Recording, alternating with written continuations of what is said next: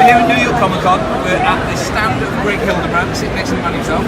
Sir, good to see you. Absolute legend. Good to see you. So the big news at the moment, in terms of Star Wars guys like us, obviously, is that beautiful piece. Let people know a little bit about the history of this particular piece. My brother and myself painted the original poster 41 years ago in 36 hours. Because it was a rush job, we had to get through it very fast because the film was coming out in a week, and the agency called us, and so I said, fine, we did it in 36 hours. And recently I've been painting, trying to call attention to the fact that there's no more painted posters anymore. And so I wanted to challenge myself also on top of that to see if I could paint the original poster in 36 hours alone. I painted it a little smaller, but nonetheless, I kept the clock and did it in 36 hours, just for the sheer challenge of it, you know what I'm saying? What was it? You must have had an adrenaline rush when you're watching the clock. It's like a race, and you know that you're going to make it. Yeah, absolutely.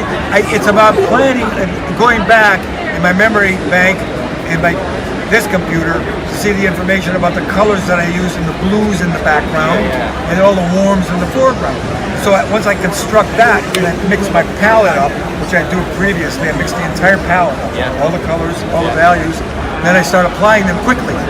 Then it's a real fast deal, you know what I'm saying? And I'm quickly doing it. And the same as Tim and I did when we painted the original. It was a very quick painting job. And as I got into it more and more, and I was using my poster, and it was there.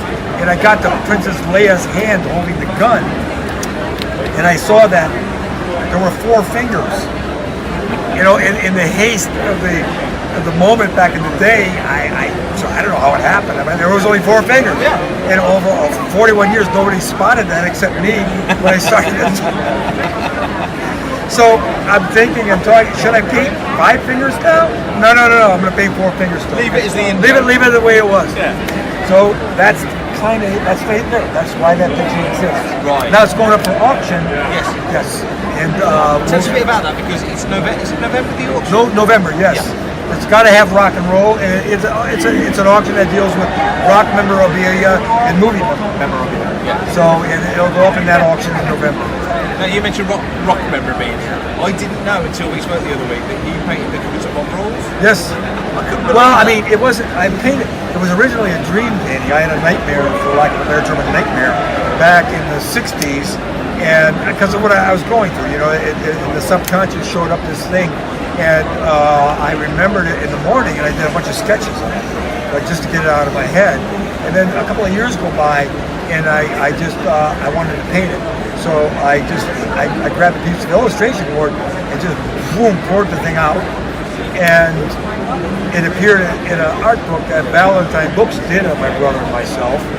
And my now wife, still agent, but then only agent and manager, Gene Scrocco, called me. This was 1980. Yeah. In my studio, it said Black Sabbath manager called. They want to use this painting. So it was Don Arden that picked the picture? Pardon me? Don Arden was the manager back then, so it would have been him that picked the picture. Yes. And they want to use the painting for their new album called Mob Rules. And I said to Gene, no, it's too personal. It comes from out of a heavy-duty experience that I went through back then, and I don't want to deal with that. So she hung up the phone on me and said yes to that. Which was, I mean, in the end, a smart move. Very smart. So in the 90s, I was a big Star Wars trading card fan. How long did it take you and your brother to do the Shadows of the Empire set? Oh, that was pretty quick too. That was really? Oh yeah. A lot of pieces. 100. Yeah. I can't remember exactly. 5 months, 4 months. What, just doing that, not much other work, or doing Marvel work and other work? No. We just plowed ahead with that. Now Gene works my schedule out for me, and back then also.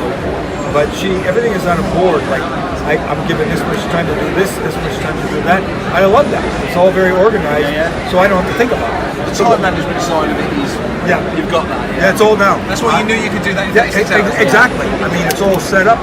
So I work very systematically like that. I work a regular schedule. I get up I'm up at about 5:30 in the morning. I make coffee. I go downstairs to my drawing board and I draw. And that can be anything. I'm working on a graphic. Do you do warm-ups then? Yeah. Warm-ups, or whatever I happen to be working. Right now, I'm working on a graphic novel with my son. He's writing, I'm illustrating. So I'm turned on by that just to work with my son, and I love the subject that we're working on. I don't want to talk about that. And so I work on that for an hour, and then I go up, Gene gets up, we have coffee, we get ready, we shower, we eat, and we go to work, and I'm painting at 9. So about 9 o'clock I start painting. I paint till noon, I eat, I stop for 15 minutes, 20 minutes to eat, and then I go back and I paint some more till 6 o'clock.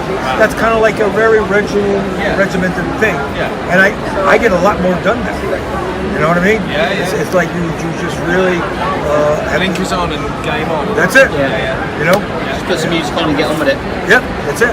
Just like, I mean, it's like work, even though it's not work. I mean, it is, but it isn't. You know what I'm saying? You enjoy it too much to call it work. Exactly. Yeah, same with me.